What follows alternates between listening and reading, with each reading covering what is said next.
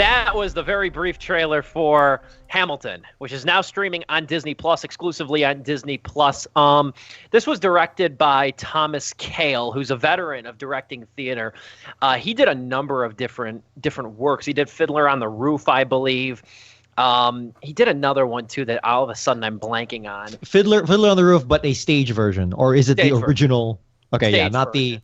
the film version with yeah. That's Norman Jewison, if I'm not mistaken. I think that's him. He did 3 episodes of Two Broke Girls. Oh, wow. That's interesting. He did a few, though. I know he's edited, or I know he's directed a few. And this was edited, because I think we do have to absolutely give credit to the editor over here, Jonah Morin, who did a fantastic job. There's so much to chew on. This movie, or this filmed musical, is what I'm going to try and discipline myself in saying, is 2 hours and 40 minutes. It is hefty. And about halfway through it, I just kept thinking, when am I going to watch this again? Like, to make sure. Because, I mean, there's so much. It's so dense. You cannot possibly get everything out of this on one viewing. But it's long, it's heavy, it's a little exhausting at times, but it's special and it's urgent. And I loved it. I really did. Theater is one of those things, and we'll talk about this in the next segment, that I wish was more accessible for the general populace, myself included. Because it's not like it's not like these theaters are throwing me tickets at the end of the day. Oh, yeah. You know, I wish that theater as a whole was more accessible. I'm going to table that, though, for later on. But I think the first thing to mention, though, with this is that it's full of standout, commendable performances. Lin-Manuel Miranda is a friggin' renaissance man. Capital R, capital M. This guy is a talent, a force of nature. I hadn't seen much with him prior to this outside of interviews regarding Hamilton, and he was on a few episodes of Curb Your Enthusiasm, the most recent season, and he was terrific. Yeah. He's absolutely terrific. He's got such an affable presence to him that I love, and he's unbelievable as Alexander Hamilton and what is ultimately a sort of reworking, reimagining of his life. I've seen this play described as America Then as told by America Now, which I think is the most perfect way you could put it. Thoughts? Let's start. Let's open the table. I'm going to start with you, Dominic. Just general musings. There's a lot to talk about. We got plenty of time. General musings on Hamilton. Yeah, so this is a phenomenon. It's more than a musical, more than a movie. It is a phenomenon, and justly so after having seen it. I guess I should state that I'm not really an expert in theater. I don't think any of us are. The closest I've been is that I was in musical for 4 years in high school. So I've been in 4 musicals, including Guys and Dolls and Fiddler on the Roof. I wore a fat suit because I was Tevye. But I was in a pit. That's where I was. Yeah, there you go. No, but yeah, I think my first go-to thought was that, damn, this is so awesome that everyone is going hard, so hard with expressions and the way they drop bars and the way they, scream and sing and everything. And you know what? Having very loosely, like, so slightly been in that world, it's like, well, yeah, that makes sense because, this is from the mechanical point of view, this is theater. You got to do that because the person, Joe Schmo sitting in row 20 on the side needs to be able to see your expressions. There's no close up to get all the nuance of your, no. Yeah. If you're Thomas Jefferson, right, and you have a big ass afro, yeah, you freaking play that up. And you have fun with that, and you go hard on it. You swagger so much on that. If you're King George, the prissiest, freaking most hilarious King George I've ever seen, then you go hard and you make the most out of it. And every single moment is just absolutely breathing with energy here. And the fact that these, kudos to all theater actors and technicians and workers that they got to do this, twice a day, 5 days a week, every time, and this deliver. is all one stage too. So like, imagine like the amount of stuff you got to run onto the stage at that moment. Exactly. That's exhausting.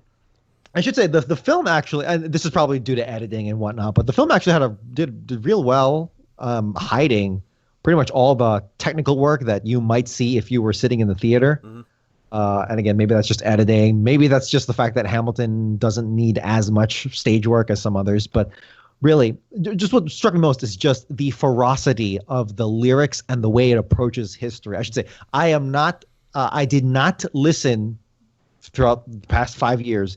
I did not listen to the soundtrack.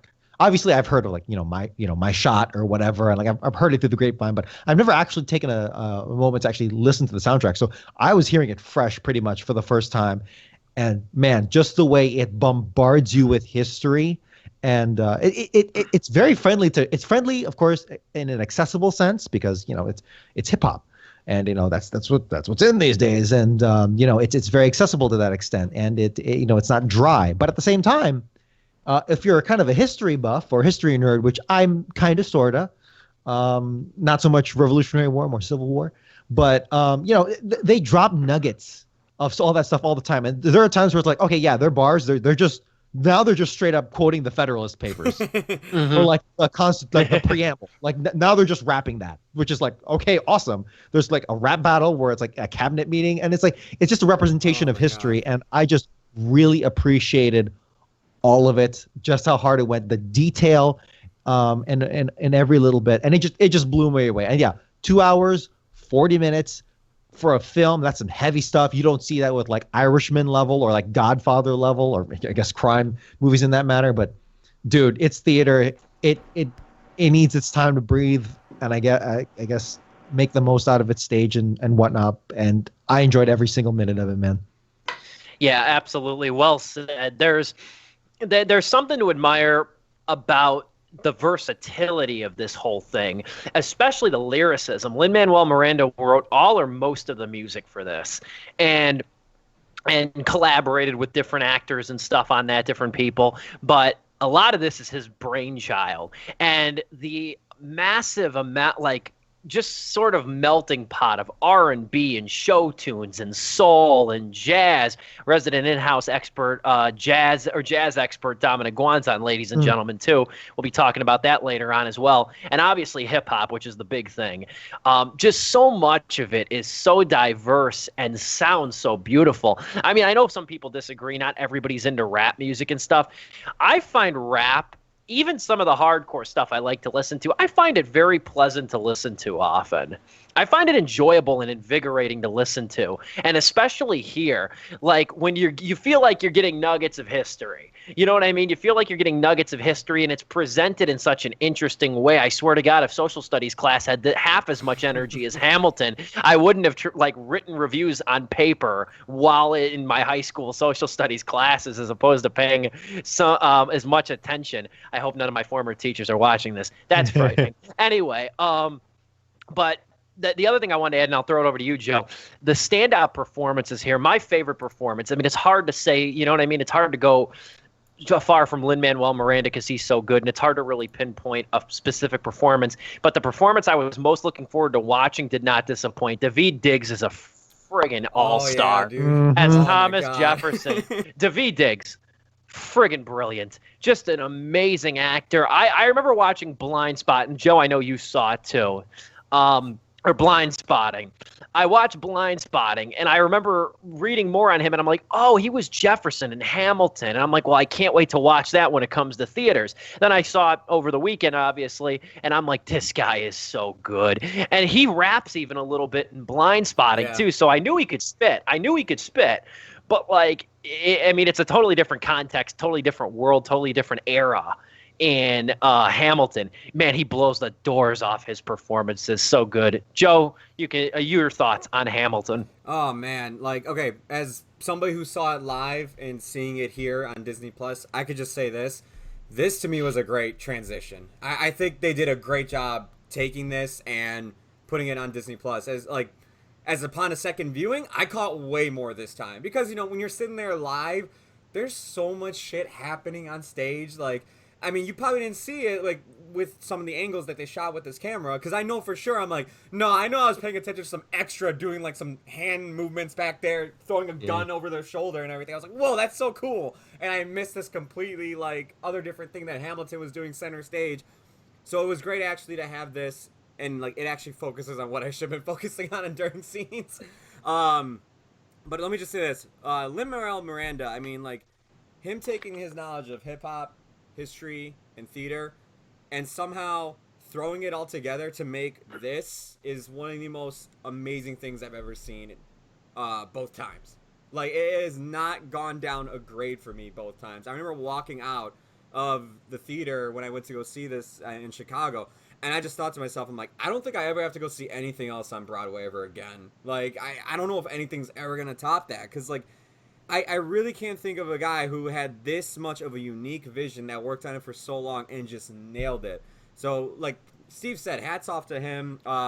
David Diggs, man, kills as Thomas Jefferson. I was trying to find my pamphlet the entire time after I got done watching it, because I didn't know he played Thomas Jefferson during its Broadway run. And I was just like, I just got done watching Blind Spotting, like, at the start of the year, and I was running around trying to find the pamphlet. I'm like, I could have sworn he was in the Chicago show as well, but I'll never know.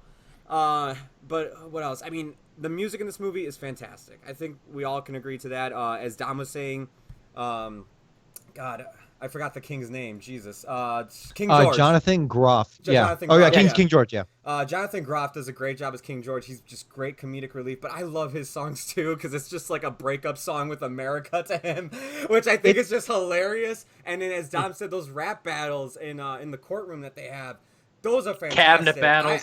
Those are so good. Yeah, I remember just in the crowd when those were going off, like, just people were like giving it like the whole rap battle. Oh, in the audience. I'm like, this is the most fun I've ever had watching these. Like, my high school used to take us to like the opera and everything. I'm not gonna lie, I fell asleep all the time, man. It reminds me I was just gonna say, that you saying that reminds me of this has never been brought up in the context of Hamilton ever before, but like even the cabinet battle scenes, even you could hear the audience like reacting to it and stuff. Reminded me of like the MTV show Your Mama, when it was like the Your Mama joke battle. Like it's just battle rap is what it is too. You know, it's like dissing and everything. I mean, it's so lively. And I think we have to thank the web series Epic Rap Battles of History for kind of laying the cultural preparedness for Hamilton. Because when did the first Epic Rap Battles, or the very first episode of Epic Rap Battles of History come out? I think like 2012 or something. Seriously. It's an old series now. So, and I think so. I not that maybe it didn't inspire Hamilton directly in any way, shape, or form. Maybe it did, but maybe spiritually. But like. Just the fact that they're like just nerdy stuff, because if you go into those like rap battles in Epic Rap Battles of History, like they go hard on references and like deep dives, and it's like going through pages of history, just trying to find out every little thing, because they're just so damn good at it. And I like to think they paved the way a little bit for what the concept of Hamilton. Meanwhile, Lin-Manuel Miranda was writing his magnum opus. There, maybe not. Hopefully he has more yet to give, and I'm sure he does. But without a doubt. But yeah, there's not a single. Sorry to totally steal your spotlight there, Joe. I'm just saying there's not a single weak link here, in my opinion. Everyone serves their thing perfectly. I don't know, Joe, if you had anything else there. Go watch it. Yeah. That's kind of the moral there. The other song I liked, it might not have been as eye-catching or awe-inspiring, if you will. But I really like The World Was Wide Enough. The very ending. Yeah, that's a great song. The ending that's sung by Leslie Odom Jr. I thought that was just a really fitting song. And it's like I couldn't help but think of how hard it must have been to kind of end this whole thing. Like thinking of it from a writer's standpoint, from Miranda's point of view, how tough it would have been to end this. Like you got this whole thing. It's like obviously it's got to end with Hamilton's death in some way. But how do you bring that out? And I thought he showcased it marvelously. And Leslie Odom Jr., holy hell, that guy can sing too. He can sing. He can belt. Yeah. And that's what that whole ballad is really for. I think the only character in the whole thing, it's not a thing of acting. He's played by Christopher Jackson. He's a fine actor. I think the only character here that doesn't feel adequately developed, the more I thought about it, is probably George Washington. Yeah. He kind of I remember you in the stage, when I went to go see it on stage, I was just like, he was just kind of there. Like, it's just like, I feel like it was just because he's George Washington. They didn't want to do too much with him, I guess. But then I'm like, Thomas Jefferson, it might just be performance-wise, but he steals the show practically. I'll say this. I'll debate you on that, because in my opinion, George Washington, he is such a mythical, towering figure in not just American history, but world history. Additionally, he's just kind of like the guy. Yeah. You know, he's not like,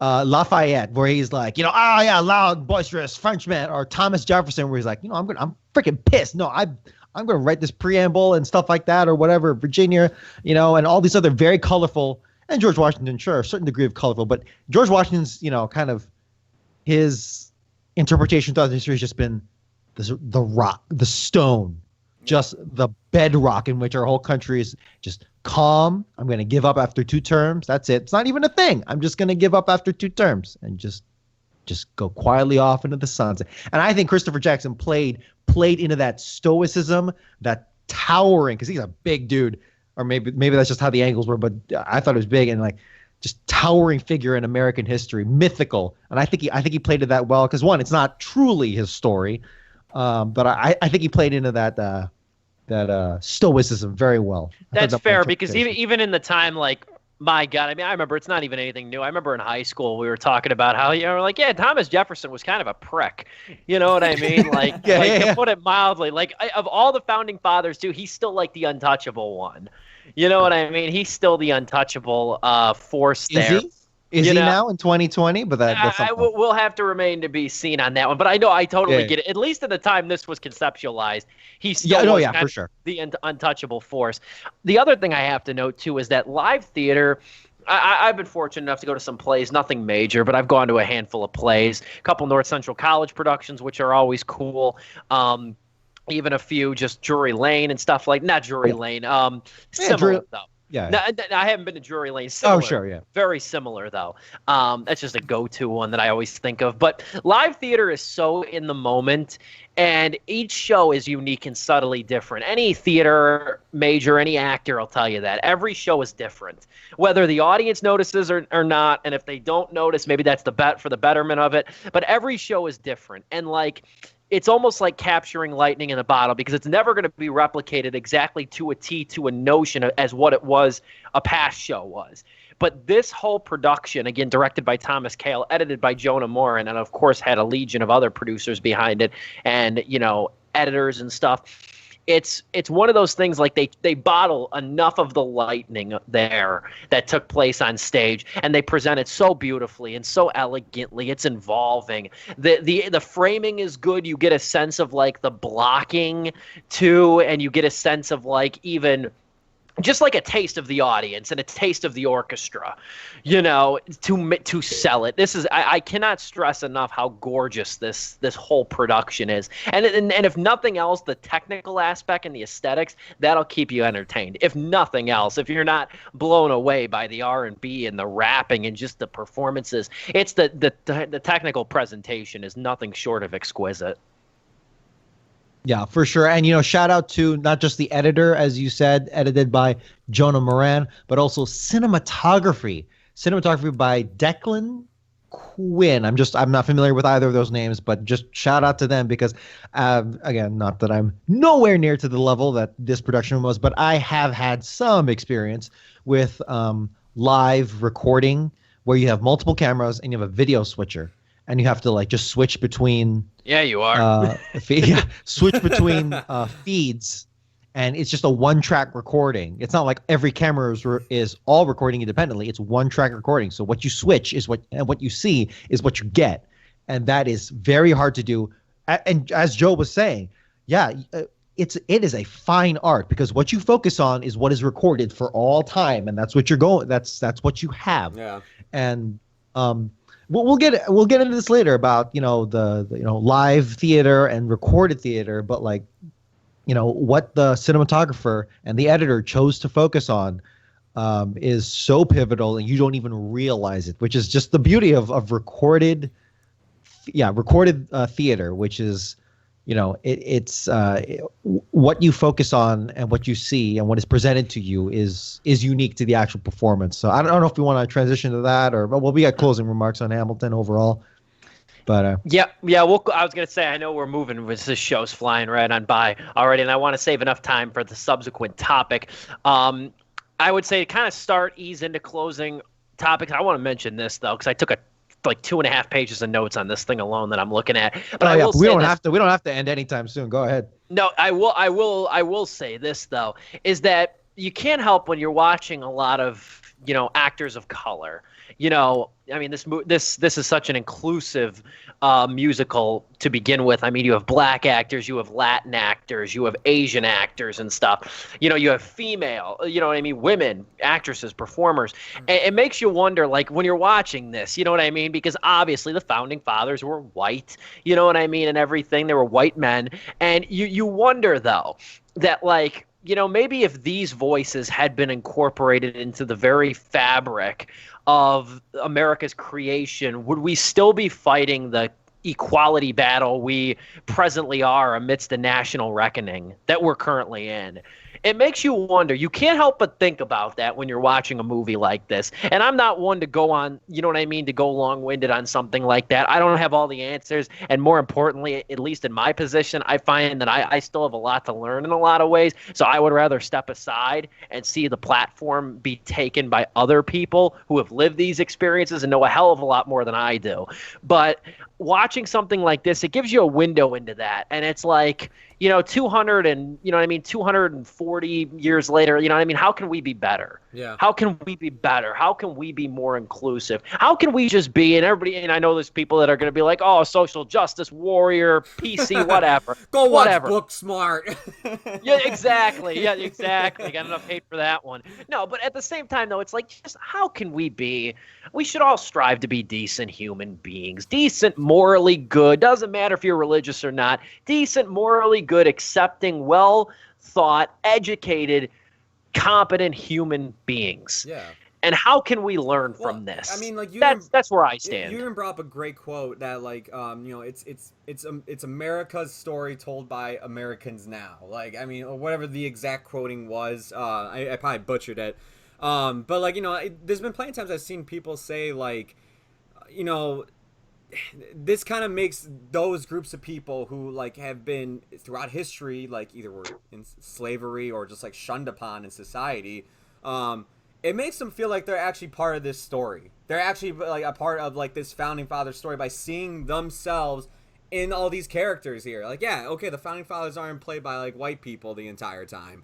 100%. And it gives them that opportunity to be like, yeah, you know what, this is my country, this is my history, like, this is, like, they feel more proud of this than, like, whenever they open up a textbook and it's just like, we're just gonna breeze on by on certain issues that, were really big issues for your group of people, and now it's like, well, now with this coming into light, it's like, okay, how about we start bringing up other stuff now in history? I mean, we don't need, like, the Civil War version of Hamilton. I'm not saying that, but it's just like, if there's ever a time that, like, these groups of people, like, Asians, Latino, blacks, want to feel like, there's a time to look at history, like, Hamilton kind of sparked that, I think, for them. A lot of people. And with it being on Disney Plus, I think it's going to help a lot more people, too. I agree. It felt really good to see something that wasn't the typical Star Wars, Marvel, whatever the hell else they have labeled there. It's like, oh, okay, cool. We have something unique. Like, I was waiting for it to say Hamilton will return in Avengers Secret Wars or something. Yeah. But no, I mean, all jokes aside, this is fantastic. I absolutely loved it the first time I saw it, and I loved it again watching it on Disney Plus. I don't think it took anything away from it. I'll talk more about that in the topic that we're going to follow this up with. I had a blast. The Room Where It Happens is, like, one of my favorite songs from this movie, from the play, I should say, too, as well. And ever since I watched it again, the entire time I've been driving to work and everything, I'll just open Spotify, be like, you know what, let me just listen to Take My Show. Excuse me. You know what I mean. I'm just going to the soundtrack. 4 stars. Dom, go. Wow. 4 stars. All right. 4 stars. Big money. Man. Hamilton as a work, and I feel like we derailed us to the point where we didn't really talk so much about Hamilton, the actual story. But I mean, look, it is absolutely a seminal work that will be remembered decades from now, right? It is up there, in my opinion. I mean, factually, it is up there culturally as something as like a West Side Story or a Phantom of the Opera, and I think Broadway-wise it'll be the same, and there is a very clear reason for that, and that this is a work of pure passion, a work of patriotism and history and epicness, and one that is executed so uniquely. I'm not an expert on Broadway theater, nor of hip hop and rap, but I have not seen anything quite like Hamilton before. Of my very very limited theater knowledge, but just something that pushes the envelope. I believe pushes the envelope so much here, is well deserved of all its praise and of its hype. And, as a film, specifically as a film here, again, shout out to cinematographer Declan Quinn, editor Jonah Moran, and director Thomas Kail, because this was such a seamless effort that I barely really noticed that I did not feel a disconnect at all watching a film. Watching theater through the lens of film and through the experience of streaming at all. And it just like makeup, just like lighting, if you don't notice it, just like CGI, if you don't notice it, then that means they have done their job. And these people certainly did. So as a work, as a film, it is absolutely fantastic. And I cannot wait. After 2 hours and 40 minutes, I cannot wait to see this again. I will say 3.5 out of 4 stars. And I will say, I think I might even revise that once I see it again, because because just the way it hits you, the opening raps, and like where all 4 of the primary revolutionaries are like just spitting hard at you. I was like, oh geez, pause. Let me put subtitles on. Like I was like, maybe it was just so overwhelming. Maybe that's a me thing and a culture shock. But yeah, man, this is fantastic. I can't wait. Yeah.